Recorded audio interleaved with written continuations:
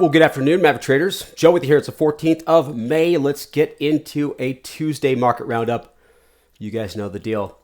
I'm going to talk about some news of the day. Let's get into some technical analysis and share trades with the community. Let's get going. Disclaimer.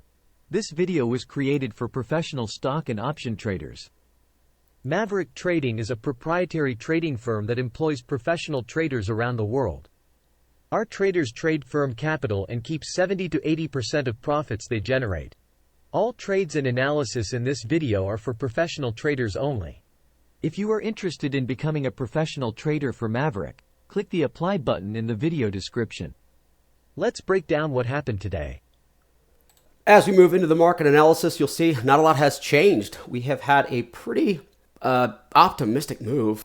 So let's go straight into the daily news. The markets continue to float towards resistance levels and at previous highs. We're almost there basically on the SPY. Sentiment remains bullish, but there's no urgency behind it. We've had some good numbers. We've had some bad numbers. We've had a lot of the fun meme stocks back in it, right? GameStop's been jumping around. AMC's kind of participating. It's almost like these markets are completely complacent with very little fear at all. And we can see that in the VIX. We do have some, there's some concerns out there when it comes to the stagflation. The PPI came out really a lot higher than expected. We got the CPI tomorrow. I'll talk about that as I finish. But the market reaction was kind of whatever. Very, very complacent, still glass half full, and just kind of floating to the upside. I'm going to call it floating because there's no real drive when it comes to, hey, we're going to outperform and gain and go further. I just don't see anything that's going to create a bullish surge. More so than this could just be a little bit of a float back up to resistance. How do we finish overall? Up a little bit. 0.32 on the Dow, 0.48, 0.75 on the Qs. You guys can read those numbers as well. Pull back a little bit in energy or oil, and I've seen a little bit of a slowdown in that as well. In fact, one of my bearish setups is in that sector. But gold just kind of meandering along and kind of reacting to whatever the markets do.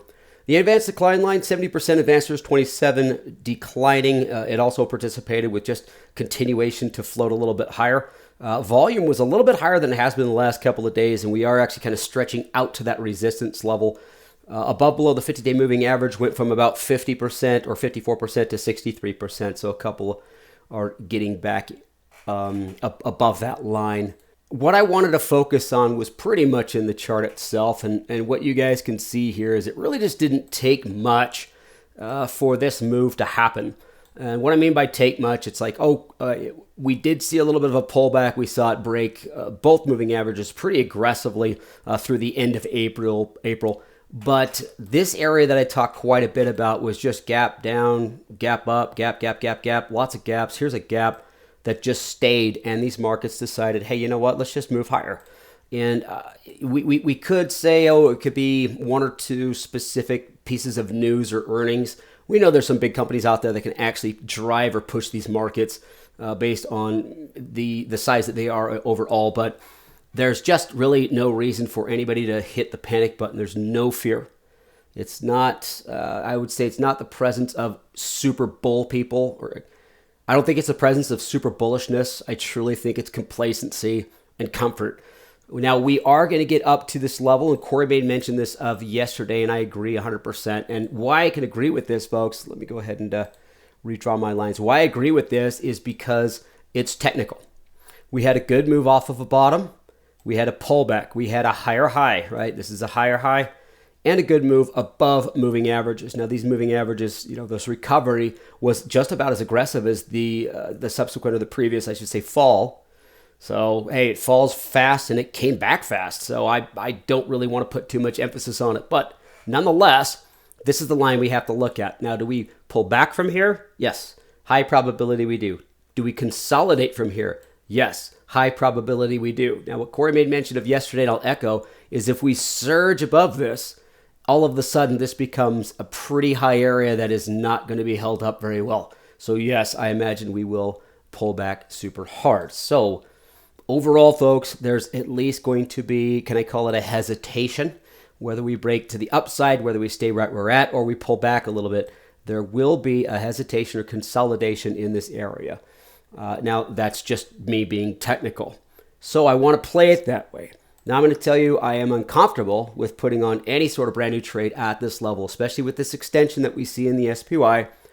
For me, we've been at +1 basically since a little bit of a break here, and that's been great. And some of my +1 sideways diagonals have been working out. But to throw on more +1s up here, I just feel it's overextended. But I'm sure as heck not going to bear it up as well. So this puts me in a situation to where, hey, slow, steady does not mean putting on trades. We always talk about having a portfolio that's exposed to the markets, up, down, or sideways, but there can be time where we do not have a lot of trades. It's okay. If you don't see the trades you want, you don't have to push the buttons.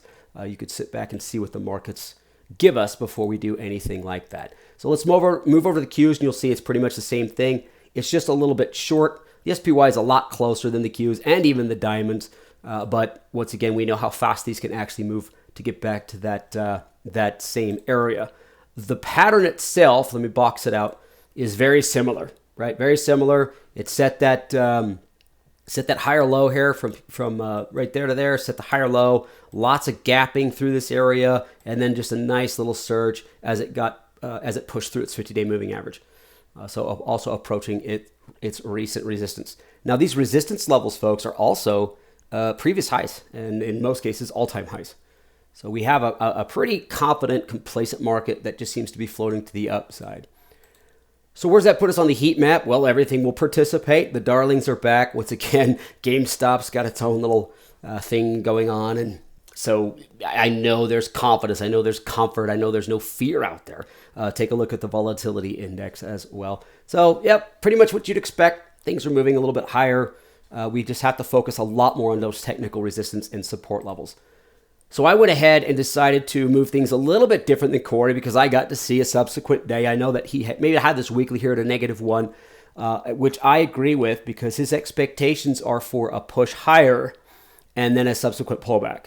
That would definitely be the -1 area. I stayed to the 0 because if it does go up and go higher, I think net is 0. And or if this thing decides to stay in this range, go sideways, or even a slight pullback, even from today's action, this will, everything will end up probably here, regardless if it breaks out first, pulls back, or goes sideways, or pulls back and then goes back up. This is all -1-0 territory, I believe, for the week. So I kept my monthly outlook as 0. I can't go negative. It's above both moving averages.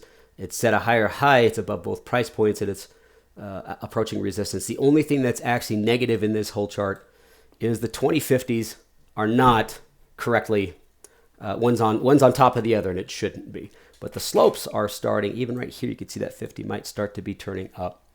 So I've got to stay absolutely neutral, and it absolutely agrees with what I just said, folks. I'm not pushing buttons because I don't have to. I've got not a lot of advantage in either direction here, and so I'm not going to put my money there. So what do I have to share? Very little, but I always try to share something. So let's jump out to the trades I have for today. I decided to go to 3 different groups here. This is Alcoa, so we got basic materials for the bull, CRM technology here for a sideways, and this is a wide sideways. Actually, I had 2 coaching sessions today where I talked to 2 different traders talking about, hey, Joe, can I find some sideways? And I said sideways is kind of where you find it. Sideways is also usually a lot wider than most traders are comfortable with because of how sideways work. It's more of a range. It's not basically stuck to a price.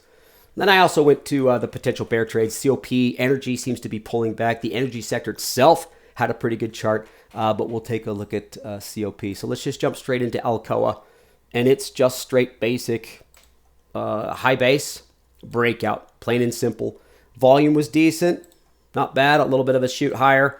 Looks like it's a little bit exhausted after this move, and once again, this kind of echoes what we talked about, or what Corey talked about yesterday, which he expects maybe the market could do, is a big surge up, and it will retest. I need you guys to understand that. The probability of this retesting or consolidating from here is high. It doesn't mean it's not a good trade to the upside. So play it accordingly, something like a diagonal, some sort of a spread, and give yourself a little bit of time to let this continue to develop for you. Let's move straight over into our sideways Salesforce. Once again, I told you sideways is usually very largely ranged. Salesforce is a tough one because it's a $200 stock. But you could see, I'm talking, almost 284 down to, 270, 268. That's a big range, but you do have to allow this. Now I've seen, Salesforce is is one example, but there are many out there. They usually gapped up after good news or gapped down after bad news, and a lot of them are consolidating kind of like this. So if you can find a couple of things that have been out past their earnings, good or bad, and they just seem to be chomping around, it could be, you could take advantage of it. Now, I wouldn't go too far out when it goes 2 weeks. I wouldn't put something on sideways for the next 4 weeks on something like this, but maybe week to week, week and a half. That way you can play kind of the chinky little higher probability, risking a lot more if you're doing something like a condor, but you can still keep it within risk parameters and maybe get a couple of bucks here and there week to week. It just depends on how aggressive you want to be. Once again, I'll say it again, I'm just going to sit on my hands. Let's go over to our bear. And what's interesting about this, it's more of a transition. And I saw this in the energy sector itself, and I don't know if it's because the markets are getting strong, the sentiment is strong, and maybe the consumer's like, oh, hey, we're not going to go into recession. Stagflation is just a thing that's made up, or whatever you want to call it. A lot of times these defensive plays will start to slide off. And so, there is the cocktail talk of what could be happening. But the fact is what I'm seeing here in the chart. It is breaking levels as it starts to roll lower and lower. It's about to break another level. Let me draw the top of that. So I do like how this chart's rolling. I like the 20s, approaching the 50. Everything's looking pretty good now. It's a little early. It's early yet. So I want to make sure that this does indeed break. And then I need you guys to start looking backwards. Whenever a stock breaks, you want to look backwards and see, hey, where's a sustainable target that I can use in this chart? It doesn't matter which one it is. Just make sure that you set up your trade based on it and give yourself enough time for it. So that's all I got, right? Not a lot of stuff that I'm totally behind, especially when it comes to the trades I'm sharing with you. This bullish move continues off of a higher low set last week. I talked to you guys last week and the week before that it was a pivot at the end of April there, but it did set a higher low and then broke above resistance. There's no way around that, folks. It definitely destroyed that bear trend, and we are now pushing a little bit higher. So I'm not super excited on the bull, but I'm sure as heck not going to be bearish. Focus on the technical outlook. Be mindful of support and resistance levels, as that's kind of all we have to go off here. Sentiment seems very complacent and definitely glass half full. Please be slow to add positions and or change your outlook. So be slow. If you need your 15 trades on at once, that's okay. If you've only got 5, be slow to add them. You don't have them all on at once. So take your time and be picky. Inflation is still hanging around. Higher than expected PPI. That was a big jump. And the markets just shook it off. We got the CPI due out tomorrow. Maybe that's a little bit more meaningful. I don't know. Let's not try to anticipate it, but let's see how the markets react to these numbers. And it will actually show you if there's any fear out there. And right now I haven't seen it. We do have retail sales. We got some manufacturing numbers, housing numbers, which is home starts and all that, and some jobless claims. So we do have some numbers coming out the rest of this week. As always with earnings, folks, check your potential trades. We're in the midst of it. We're kind of on our way out. However, I'm seeing a market that just kind of, if it's bad news, they're out, but they'll put money somewhere else. I'm not seeing a trend of, wait, bad news in this sector, this sector, this sector. Okay, the markets are selling off. Or good news, good news, good news, the markets are being purchased.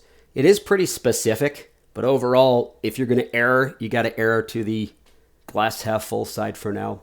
All right, folks, that's what I got for today. Thank you for joining me, and we'll talk to you next time. Bye, everybody.